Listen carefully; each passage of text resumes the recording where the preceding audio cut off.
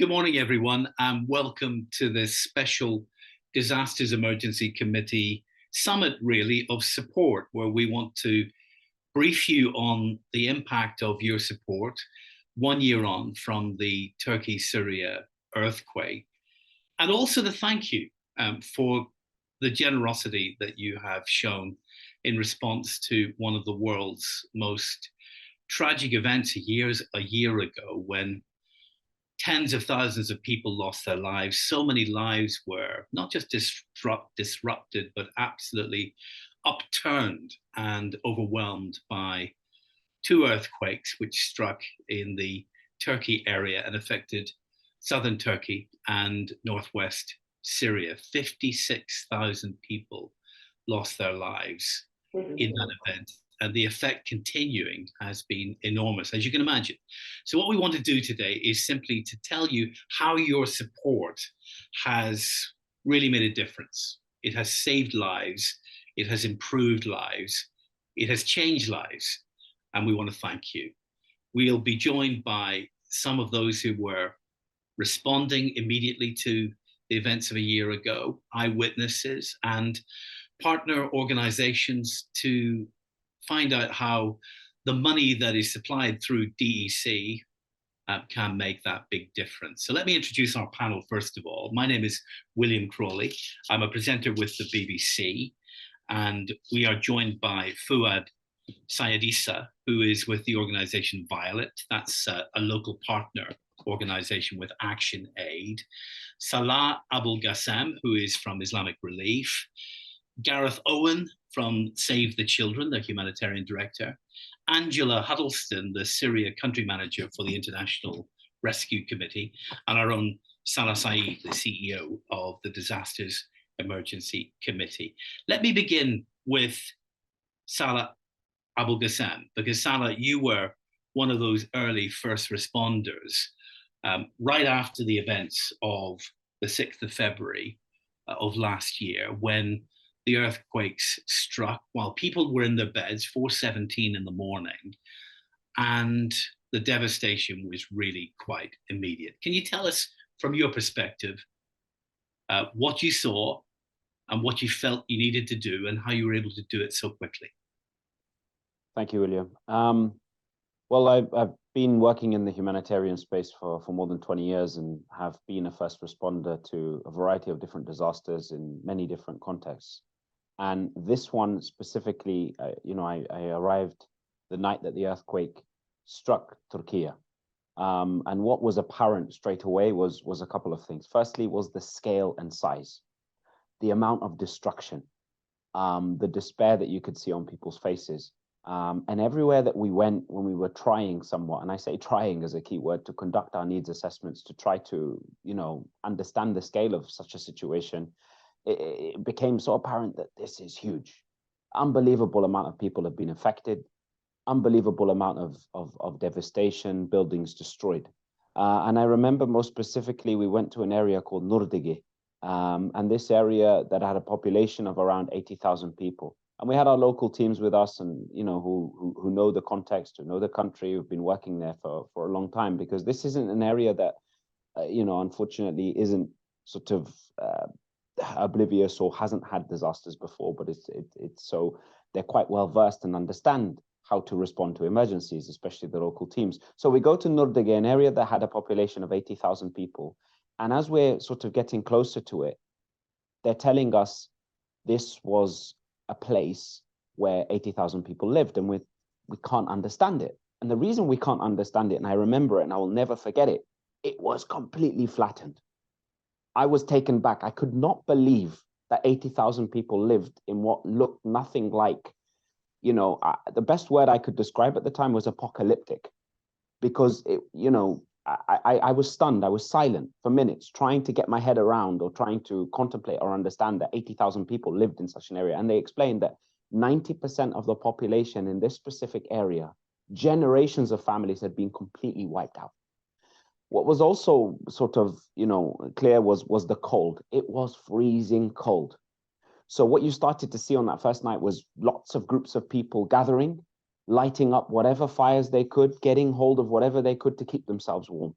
in those first few critical sort of hours, and then in the first 24, 48 hours, it becomes a race against time to save lives. So everyone's trying to eat whatever they can. Everyone's trying to keep themselves warm. Everyone's desperately looking for loved ones. So then there's this race against time. Everyone getting hands on deck, everyone trying to, go through whatever rubble they can. People shouting at us saying, look, my family members are under there. And then I remember meeting Muhammad, and Muhammad I won't forget as well, because Muhammad, there's sort of, you get these bursts of rejoice and happiness where everyone gathers, everyone says, stop the diggers. There's a body under here, there's someone there, let's get them, we get them out, everyone starts celebrating, this person survived. And this is maybe day 2, day 3. And as the days went on, the amount of people that were surviving from us, from that earthquake and from us sort of recovering them became less and less. So we've got Muhammad, we've pulled him out. This is on day 3 specifically. And Muhammad comes out, and I remember he and I was taking with the civil protection was sort of helping, doing whatever we could and helping and assisting. And Muhammad came aggressively and attacked me. And I was taken back. Why is this chap attacking us? He's been under the rubble for 3 days. And then he's shouting, saying, why did you get me out? You should have got my father first. My father's older than me. I could have survived a few days longer. And that sort of feeling and sentiment became, wow, it really sort of took us back. As the days went on, we continued to respond as much as we could. It's a race against time to save lives in those first few days and hours, working and supporting each other.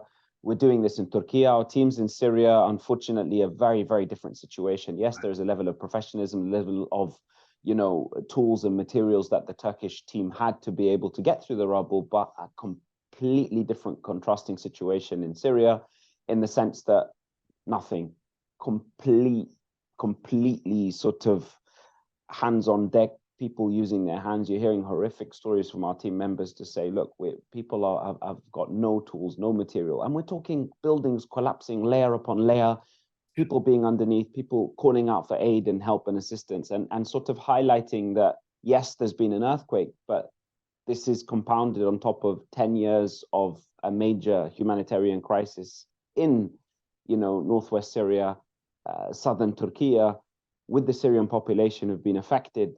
And this is just, added to that now. And they had no resources, they had no materials to be able to respond in the best manner. And unfortunately, many lives were lost because of that inability or that lack of sort of facility to be able to respond to such an emergency.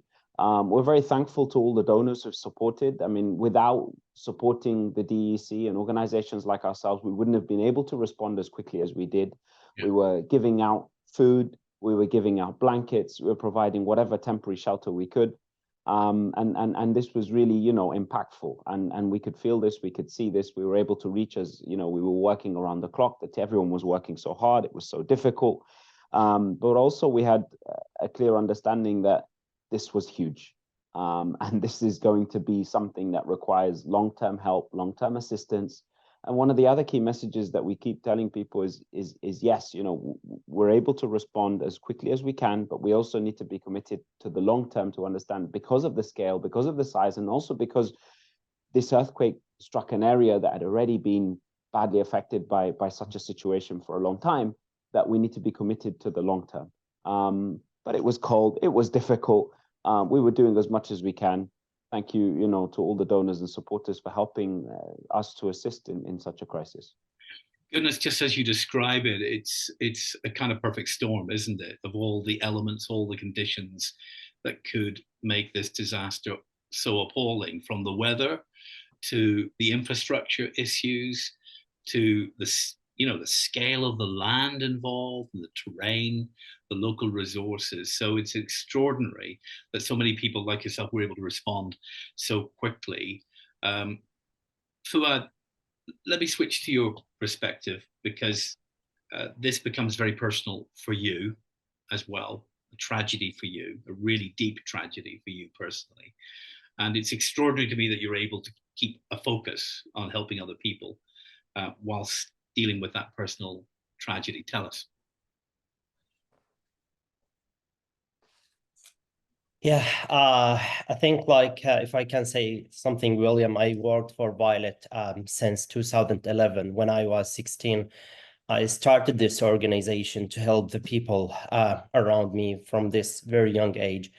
And we did many like projects and activities for the people in Syria, in the Northwest, in the camps, and also during the bombing and shelling in these areas. But this time was different to have the experience with your family and your people.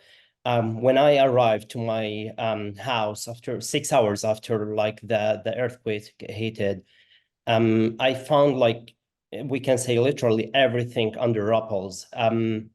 My family, my son, my wife, and my baby son as well. They were all under apples from the 10th floor, and all the building were just kind of like stones.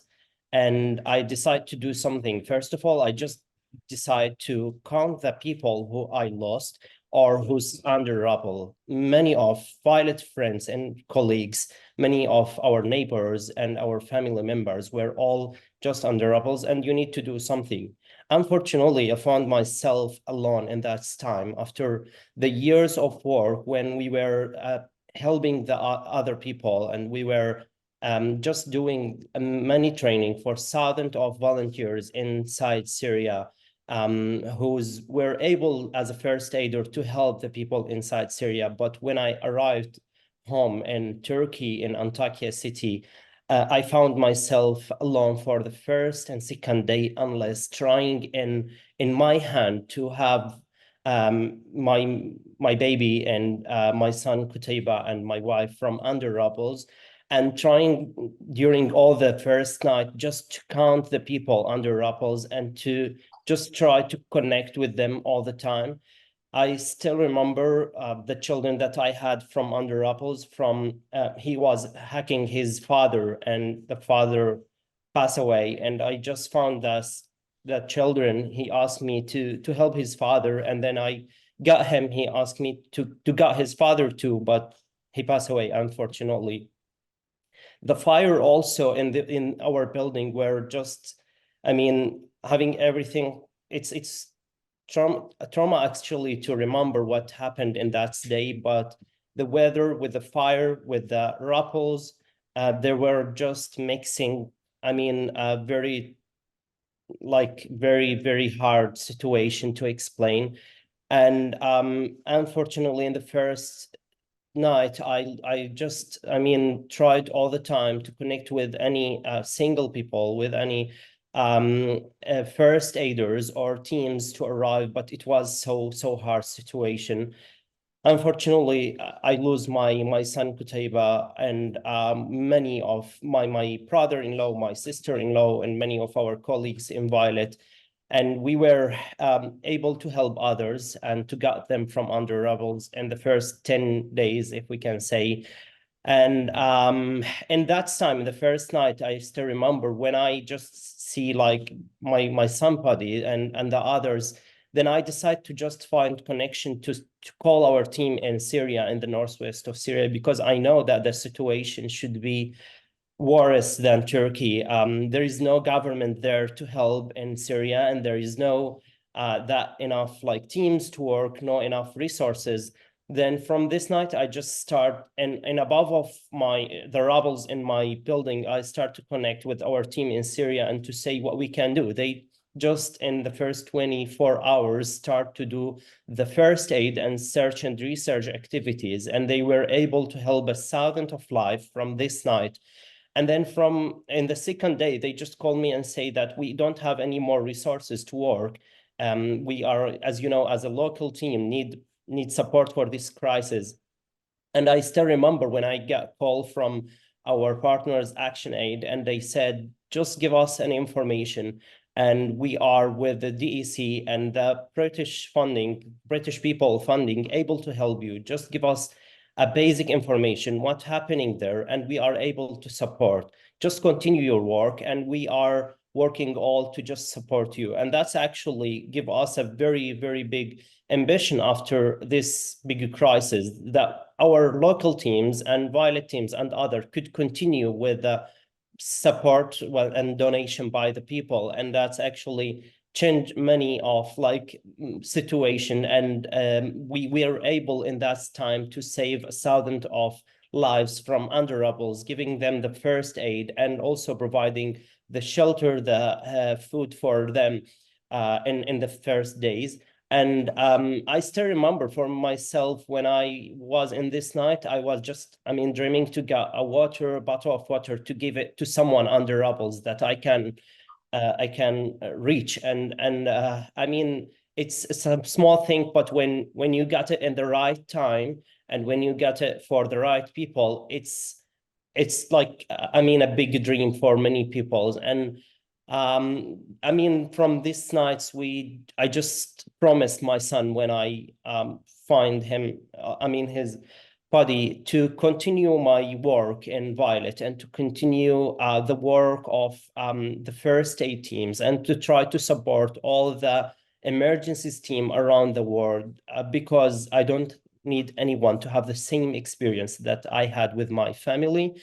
And I believe with the big support from the British people, from DEC donors, we are able to continue and to help others in other crises too.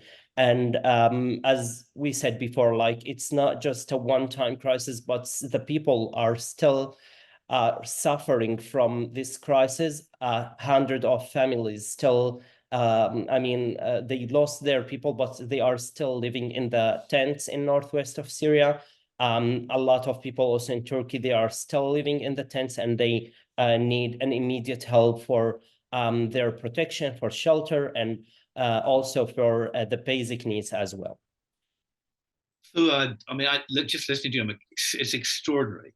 I don't know quite how to respond, really, because on the one hand, I'm heartbroken for you and for your family.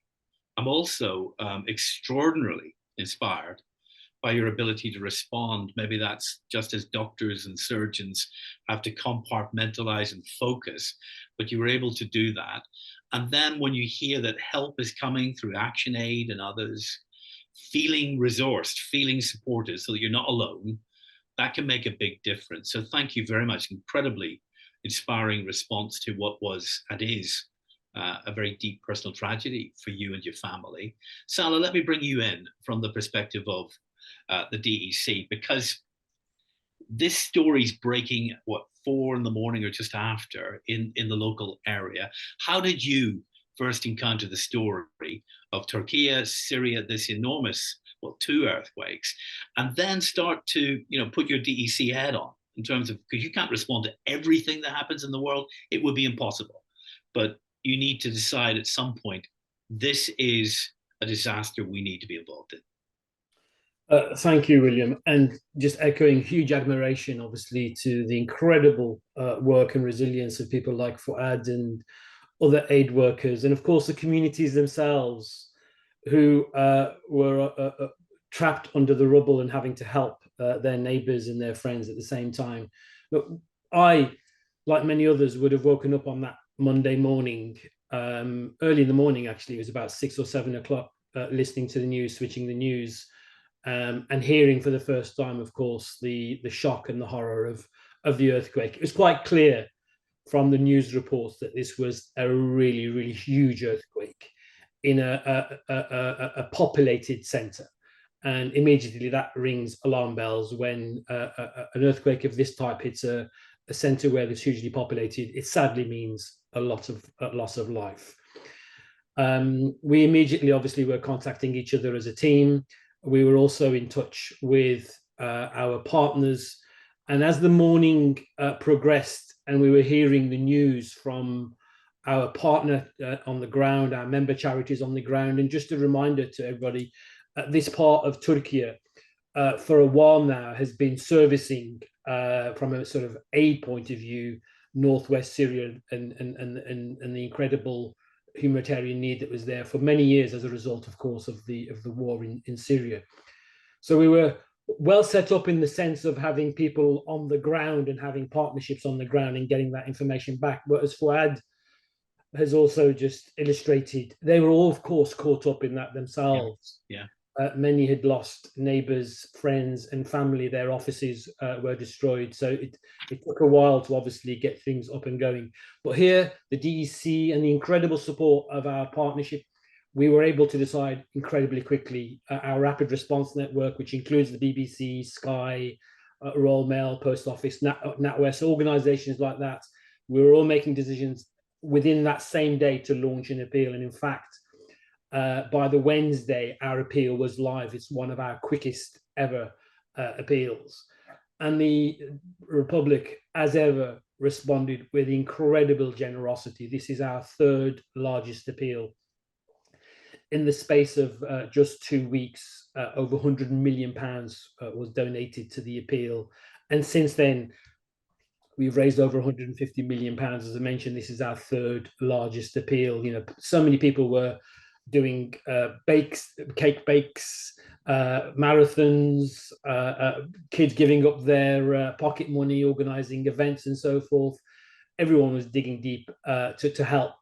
Now, the beauty of obviously the generosity of the British public, and a huge thanks, obviously, everybody that not only gave their hard-earned cash, but also did so many things to make sure that we got the appeal out there and raise awareness and raise funds. It meant that within those first few days, we were able to tell our members and their local partners, look, the money should not be an obstacle here.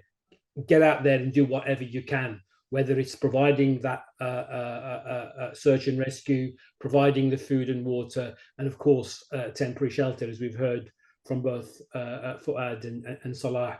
So huge thanks to everybody that's given.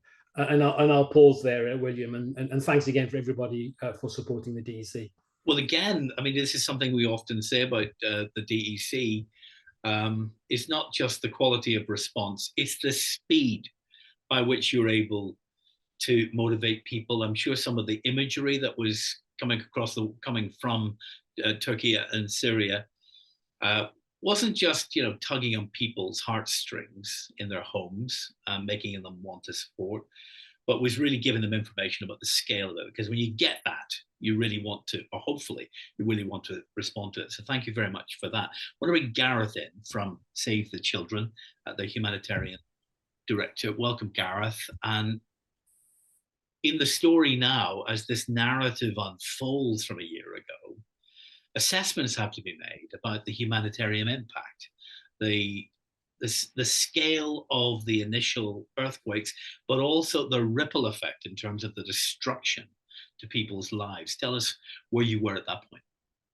So can I firstly just say to Salah and Fuad, Salam alaikum. You've touched me enormously, and at its heart, humanitarian action is about human connection and hope. And that it's, I don't think we could have heard more about that already.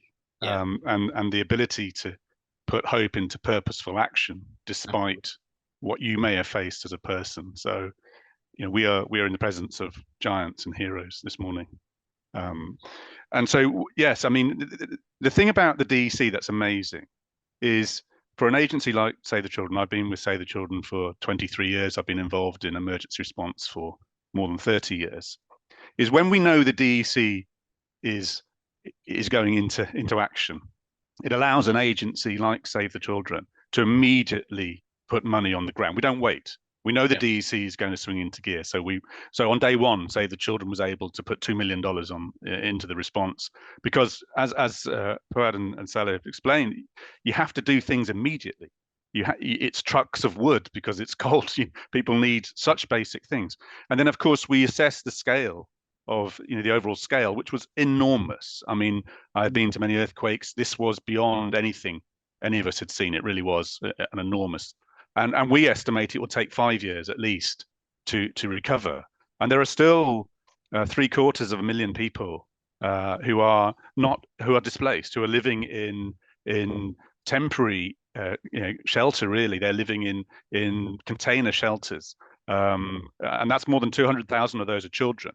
So the long-term effects are very, very significant in a situation like this, and we have to plan for the long term. So not only does the DEC allow us to take immediate action because we can use that resource over several years, it allows us to take a more kind of longer term view. And that's crucial, because in a space of a couple of minutes, people's lives are turned upside down for the long term, and we have to sustain our efforts of support. And it's the numbers are we always think about numbers. There are 183 container camps in Hatay alone, which is one of the 4 provinces worst affected in Turkey. But we can get lost in numbers, and I think what we're already hearing is it's always about individuals, and every single one of those people affected has their own story. And I'm thinking of 9-year-old Asli, who lived in a tent near Adiyaman, one of the worst affected areas in Turkey. And people just want children just want their lives back. She wants to go back home, and the only thing that she could rescue was her favorite doll. But she cannot bring her grandparents back, and that's what she's thinking about. So immediately, for agencies like Save the Children and all the DEC agencies, we were there before. We lost our office in Hatay. We were very fortunate we did not lose members of staff, but it's that ability to, with the DEC support, know that we are going to be able to do an enormous amount, the immediacy, but also in the medium term. That really makes the difference. And it's beyond money, actually. It's about trust. Yes, we need the money, that's obvious. Yeah. But with the money of our supporters comes trust in extraordinary people like Fuad and Salah, and I'm pretty sure everyone by now can realize we can give them our trust freely, because they are not going to let us down ever. Incredible, extraordinary people. You're absolutely right, Gareth. Angela, let me bring you in with the perspective of the International Rescue Committee and the assessments you were making and the decisions you had to take, really, about how best to use your resources and to be useful. Yeah, thank you, William, for this question. I just as Gareth started out, I also want to start off by just re-centralizing around how much the scale of this earthquake was really hard to comprehend. I really appreciated Saleh and Fuad's lived experience of being in Turkey during the time, because it also brought me back to what we were experiencing within IRC. I'm based in Amman, supporting our whole of Syria response. And in the initial days after this earthquake, I remember having conversations with my staff based in Gaziantep, based in Northwest Syria, where they're sitting in cars because that's the only place that they have to stay warm. That's the only place where they have to be able to charge the batteries for their computers, for their phones, to even just be able to talk to us about what is happening and help us to make decisions about how best to utilize the funding that we were receiving. I think inside of Northwest Syria also, it's really important to kind of re-centralize as well about what 13 years of conflict has also done to the overall healthcare system, the education system, the water systems have been so dramatically impacted by the years and years of conflict. So to have something of this scale come and hit, we're starting actually at a very low baseline and having to figure out, how do we respond? How do we decide what to do? The money that we received from the DEC was just a small component, or actually very large, but a very important component of our overall response. And it was important for us to look at, how do we actually identify what is it that IRC can bring to the table? How do we allocate out the money that we're bringing in from the British public, from the American public, from donors, governmental donors?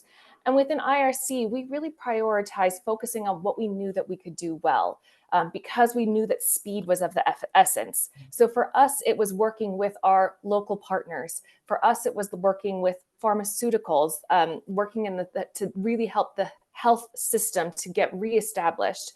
Obviously, with the scale of the destruction, as you've been hearing from my colleagues, we've been hearing a lot about the impact that individuals are receiving. So the health facilities themselves are being overwhelmed.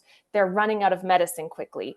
So one of the things that IRC did with DEC funding was to utilize the great relationships that we have with pharmaceutical suppliers from all over the globe to be able to procure and bring in medicine to restock and replenish the health facilities that in Northwest Syria that were going through the medicine at a scale that they never expected to. So simple things like gauze, antibiotics, things that are really critical to actually save lives and to be able to help individuals to recover.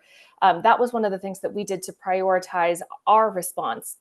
In Turkey, of course, we also couldn't forget about the critical need of 18 million people living across Southeast Turkey that felt the impact of this earthquake. We also had to look at what we were able to do, and we worked really closely with a number of local partners. As I think I can't remember who mentioned this, but most of the organizations based in Gaziantep are working to support Northwest Syria, but we also wanted to be able to respond in Turkey as well. So because IRC has really great local partnerships, we worked with our local partners who are able to not only operate in Northwest Syria, but also in Turkey and be able to respond quickly. One of our local partners, the International Doctors Association, very quickly established mobile health clinics, which were able to go from village to village to be able to respond to specific health needs like physiotherapy, being able to procure specific items that individuals maybe lost in houses that were collapsed or that emerged because of the earthquake. And I remember hearing a story from them about a man, I'm going to call him Ahmad, and his family, his family is a very unfortunate situation. All of his children are impacted by cerebral palsy. And obviously, it's very difficult for them to be able to get around when they're living in a camp because their house was destroyed. It's very difficult for them to get around. Ahmed was telling us stories about how he'd have to carry all of his children to go use the toilet or to go find food. They had to carry them everywhere. And through our partner, the International Doctors Association, we were able to procure wheelchairs for his children. And it's fantastic to see them on their own around the camp actually claiming back a bit of their independence and a bit of their ability to actually make decisions about their own lives. It's also important, I think, to recognize the trauma that this has had across such a huge population. We call these things that, like procuring wheelchairs, normalization activities, because it actually helps them to not only be mobile and actually have a sense of independence, but also to normalize and actually be able to actually help to manage the trauma that this event has had on them, to be able to then recover and be able to really build back better. And that for us, actually, with the funding that's coming through the DEC has been such a key component, because we're wanting to make sure that we focus not just on the immediate impact in the hours after the earthquake, but also the long-term trauma that the population living in Southeast Turkey and in Northwest Syria are still facing. There was an earthquake, there was an aftershock of, I think it was a bit over 5.0 just last week. And when these happened, and they've been continuing to happen over the last year, we still see that this trauma exists. And this is something where the investment that the DEC has been able to make with partners like IRC will continue to actually support the recovery of these populations well into the future. Angela, thank you very much for that. I mean, it prompts me, Salah, just to state the obvious, I'm sure, for funders and supporters, but something that really needs to be understood about the DEC. The DEC is a network of organizations, but each one of these organizations is in itself a network. And the capacity then for cascading support far and wide is enormous. Oh, absolutely. In that sense, the DEC has a unique and very diverse and large partnership. As you've just explained there, William, the 15 member agencies have been specifically chosen not only for their expertise in humanitarian relief and delivering aid, urgently and efficiently, but also their footprint, their global footprint, whether that be in places like East Africa, where there's things like drought and occasionally, sadly, famine, in areas that we're constantly worried about, but also countries like Turkey, like Syria, they're obviously experiencing other natural disasters such as we've seen, earthquake, or of course man-made conflicts and so forth. But the partnership goes beyond the humanitarian partners, such as the members and their local partners, but also here in the UK, the media network that we have through our rapid response network, BBC, ITV, Sky, Channel 4 and 5, and then the newspapers. And of course, the banks, the building societies, all parts of society, schools, universities. I mean, it's actually a remarkable partnership that brings together, and I'm truly humbled and proud of how the DEC actually comes together at times of crisis and brings the best out of humanity. And gosh, we've been really busy over the last few years, both in terms of Ukraine, there was the Pakistan floods, Afghanistan before that, and of course, Turkey-Syria. And I'm really grateful, of course, again, for this incredible partnership. But amongst all this, ultimately, it comes down to the public, the people that give their hard-earned cash, that, you know, whether it's 10, 20, 30 pounds or more, this, of course, quickly turns into millions and tens of millions that goes a long, long way to saving and protecting lives. Yeah, and it's really clear from our conversation already, disasters do not happen in a vacuum. They happen in different contexts. And when you're responding, you need to understand the context, and those local partners are absolutely vital to making sense of the local context, the social, economic, political, the climate, everything is involved, and the ripple effects beyond all of that.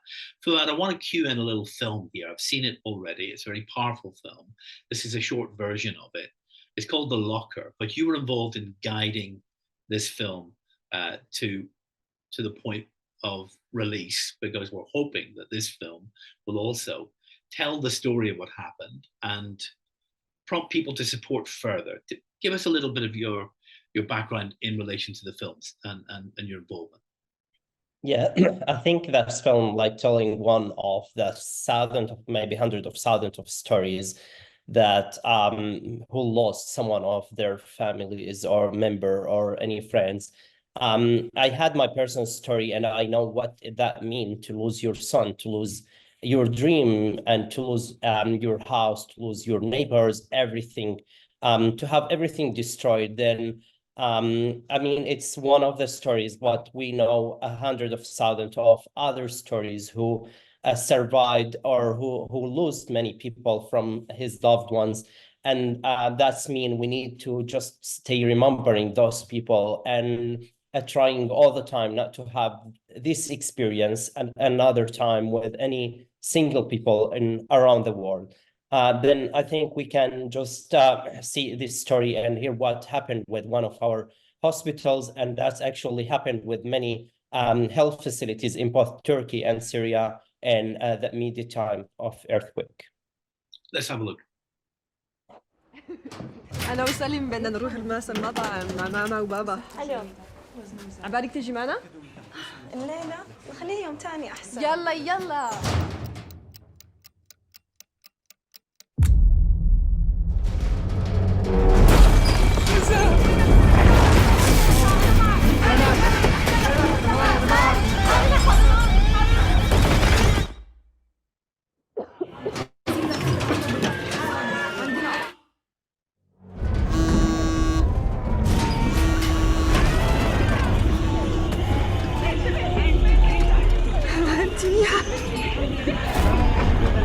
اسمتي شلون سليم؟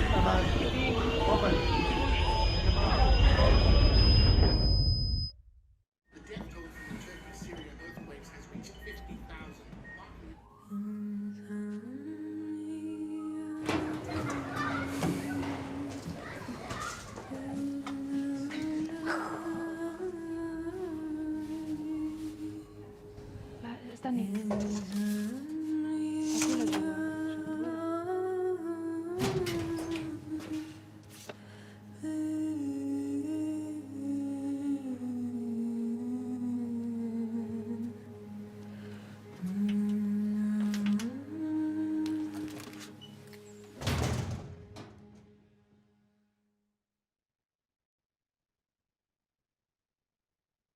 That's extraordinary, isn't it? A neonatal hospital there, and it becomes a kind of metaphor, really, in saving that little child. A metaphor for everything all of you guys are involved in and have been doing. So thank you very much for that. Salah, I'm interested in how things are different in terms of the response when you're already working in a country. Islamic Relief obviously already working in Turkey and Syria before the earthquakes. Did that prepare you for a better response? Yeah, it did. And I think it was vital, and it gave us that ability, that pre-positioning, that access, that existing network, that ability to be able to respond in immediately. Actually, there were many lessons learned for us. I mean, despite the fact that we're a 40-year-old organization, just recently we've been talking about some of the lessons learned, and I think it's really, really important to reflect and take lessons. And one of the lessons was how, in the world in which we live, the majority of the sort of donor base that we have was very much sleeping at this stage when it happened. But actually, prior to us actually launching an appeal, our teams on the ground were already responding because of the fact that we, are on the ground, but also because of the fact that at that sort of time of year, our warehouses were stocked up for lots of material that would be helping people deal with the harsh winter conditions. Yeah. So there was this programming that was going on, this support that was going on. So we were able to somewhat repurpose that to help those who'd lost everything. I can't stress enough how cold it was. But yeah, having a pre-existing group of people that are on the ground, having an understanding of the language, the context. The other thing that we were doing, in days and weeks that went by, afterwards, was we already had an existing group of sort of rights holders and those who receive our aid that we were already working with and supporting. So we were able to go and sort of reach out to them, see what their needs were, be able to help them and support them. And it was also important because many of them became displaced, but also to be able to reach out to those who were the most vulnerable and put them at the top of the sort of priority list to able to support. So having that pre-existing network, having that pre-existing support was very important. But what Fuad was talking about was essential, and what we found, and actually one of the reasons I went myself, is quite quickly it became apparent, because of the scale and because of the fact, for those who've got local staff on the ground, we can't forget that the local staff, yes, they're amazing, they work around the clock, but this has deeply personally affected them. Yeah. So if anything, one of the reasons that I went to support the team was to be able to provide that emotional support and assistance, because many of them had lost family members, many of them have lost their own homes, many of them had been personally affected. So actually to go and provide capacity to them, to say to them, look, we totally understand what you're going through. We're here to help you. We're here to sort of take that responsibility from you because of the fact that you've been so badly affected. And I can't stress enough, people like Fuad, others who are local there, who are living in and amongst the area. Our own team members, were remarkable in the sense that, and it puts into question myself. I was asking whether or not I'd have the strength that they had. I was seeing, we were seeing the smells, the sounds, what we were hearing, what we were seeing was devastating. It was affecting us, and I'm was so badly personally affected by everything that I saw. But I always knew in the back of my mind that I'd return home. Yeah. That I'm just here temporarily. I'm not living amongst the people. I'm not somebody who's been here for such a long time. And I say that also in the sense that many of our team members, why they were remarkable was because some of them were burying their own family members, yet returning to work hours later. And I've never seen anything like that. And we also, as Saleh said, we also, were really, we can't ever underestimate the power of the local community and people losing others, yet getting quite quickly involved in supporting. How many homes were open to neighbors, to people who'd lost everything, and that in itself was, a true humanitarian act that was going on. And to see people from all around Turkey arriving to the, epicenters, offering help, offering assistance. At times it was very chaotic, and within 3-4 days that sort of was controlled a lot better. But seeing those acts, seeing the way that people were, I've lost so much, I'm still going to try and help whoever I can. That itself was a lesson to all of us.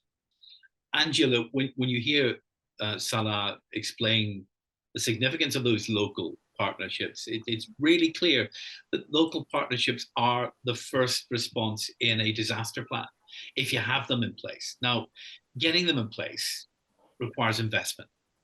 over time, because the difference is enormous when a disaster comes. If you have these local partners in place and don't have to start from scratch, you can work with your local alliances.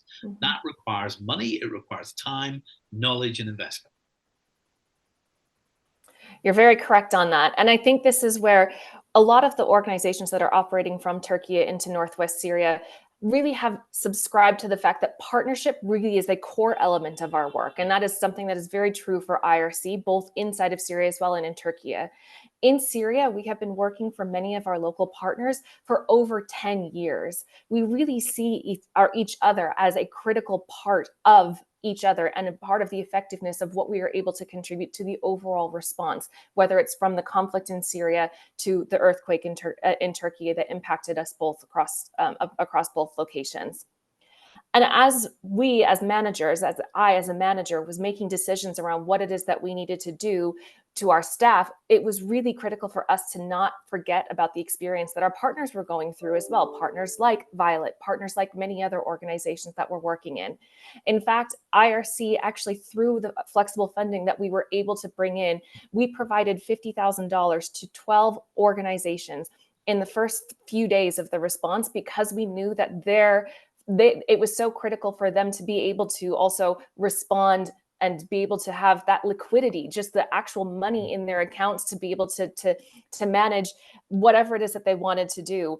Most of our partners spent it on, supporting their staff to be able to get to a safe location, or also using it to immediately buy food, hot food, or bottles of water, like one of my colleagues was talking about, to be able to actually serve not only their staff, but the populations. And being a true partner like this is something that made me very proud, with being able to be with an organization that does have the backup of funders like the DEC, or funders like unrestricted, other funding that comes from the British public or other public that enables us to be able to support those who are actually on the ground and who are having to make those difficult decisions between, when do I go back to work? What do I need to do? How do I actually support and get the people out of the rubble that need to be out of the rubble? And Salah, just in finishing, and I know you want to say a few words of thanks, obviously. What follows for me from what we just heard from Angela, and linking all of this together, is that those who are watching and listening right now, and the organizations they represent, they shouldn't see themselves as simply donors. Donors they are, and their money has made a massive difference. They too are partners in that network.